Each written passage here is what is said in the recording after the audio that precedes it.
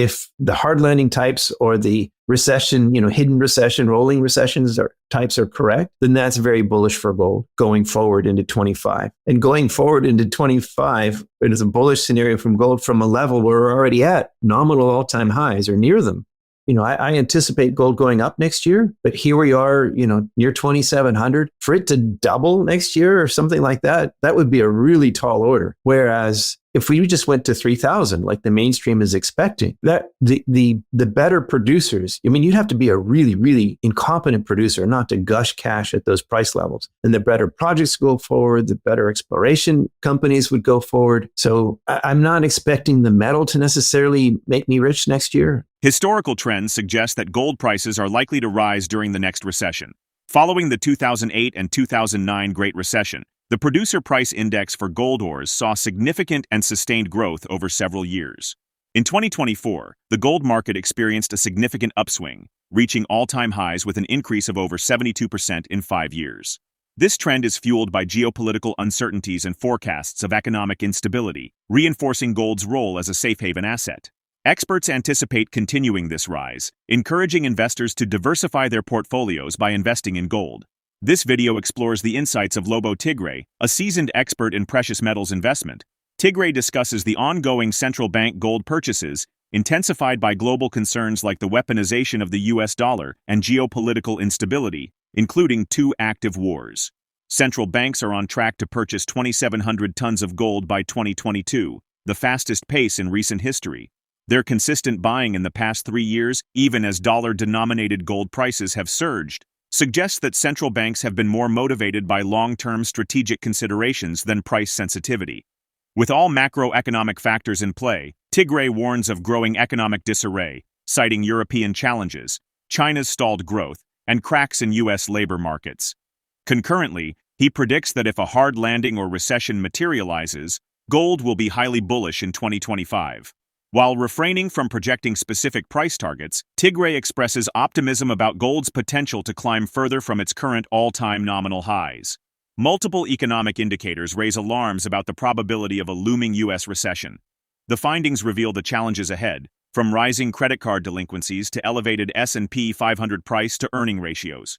The S&P 500 trades at a price-to-earning ratio of 31.2 times, a historically high level associated with past market corrections. Historical data underscores their performance in past recessions, with gold showing gains of up to 100% and silver exhibiting increases as high as 300% during stagflationary periods. Now, we present the clips of Lobo Tiggre's insights from his recent interview. Before we continue to discuss this, please subscribe to our channel and activate the bell icon for timely updates.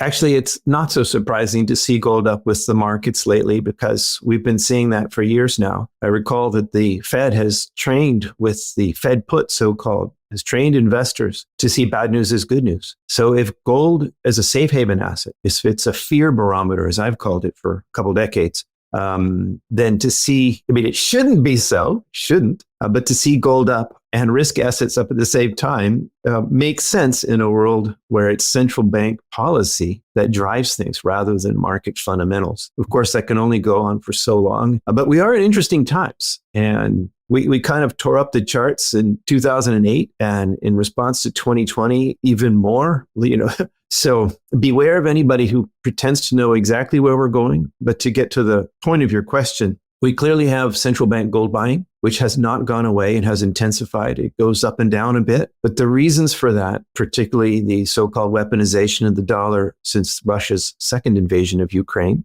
this century, that is, I think, a one-way doorway. Nobody is going to go back to thinking that things are the way they were, and that having the United States government through the Fed and the SWIFT system and the United States dollar controlling international finance. That's a paradigm shift that I don't think goes back. We also have 2 hot wars, either of which could turn into World War III. There's talk of peace now, but the wars are still there, and we have financial disarray. We have lots of chaos around the world. So a lot of reasons for safe havens to go up. The context is one that is very supportive for gold. And in this context, we're getting to a point right now, as you and I speak, this week, we're going to get a bunch of labor data points where the JOLTS report should be out just as you and I started recording. and the big jobs report on Friday will be very interesting because the world is pretty clearly, if not in a measurable recession, it is greatly weakened. The trouble in Germany and in France, it's not just the pigs countries, it's the so-called core countries of Europe that are in trouble. This is a big deal. And China's struggling, stimulus package after stimulus package, and not achieving its goals. American exceptionalism has been the one thing that everybody's hung their hat on. And that's been resting on the shoulders of the worker consumer who seems to have, plenty of jobs, opportunities, and keep spending. Only that has started going into reverse this year. That's the cracks in the labor market appeared last summer, more or less right on schedule. They have been widening. And as you and I speak, we are on the verge, I think, of seeing whether or not people like me in the hard landing camp were chicken littles and overly worried, or whether Powell is going to pull off his soft landing. It's put up or shut up time right now as this data comes out. Oh, sorry. And, that if the hard landing types or the recession, hidden recession, rolling recessions types are correct, then that's very bullish for gold going forward into 25. And going forward into 25, it is a bullish scenario from gold from a level where we're already at nominal all-time highs or near them is, well, I don't want to put out any numbers out there because I'll sound like a promoter or a pumper or something. But it's very encouraging. The current market share of gold miner ETFs is very close to a 17-year low. It is down roughly 80% from the end of 2011 peak and over 50% from the August 2020 peak.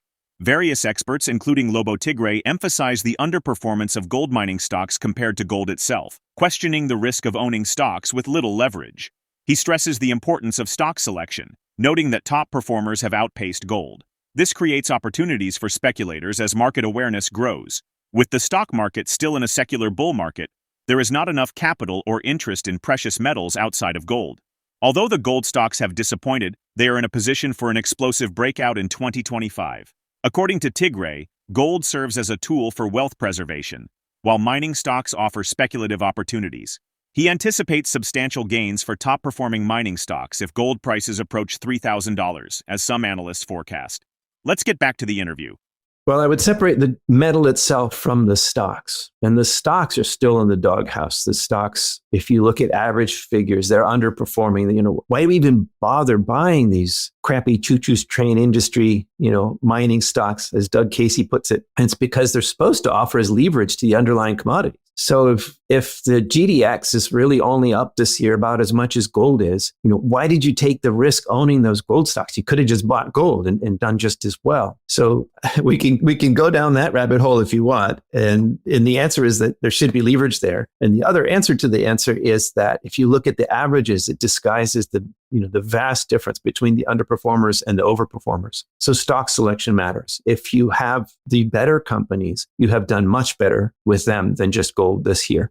And that hasn't percolated out to the broader market yet, which is actually very optimistic for gold stock speculators because that realization is still ahead of us. Whereas for the metal itself, clearly the cat is out of the bag. I mean, how many months can you keep hitting new nominal all-time highs, making headlines on mainstream financial media, not just Goldbug News, before people start catching on? And it's interesting, right about the point where the futures hit 2,800. You heard even mainstream types saying that the gold trade was crowded. Not the Doug Caseys or the Rick Rules of the world, but the people that you would see on Bloomberg and Yahoo Finance and places like that. So it was interesting to see, but I don't think those people were into the gold stocks. They were looking on ways on trading gold itself. And that's interesting. And that noise, that sort of talk about, everybody's bullish gold now. I mean, even Bank of America and Citi and places like that calling for $3,000 gold.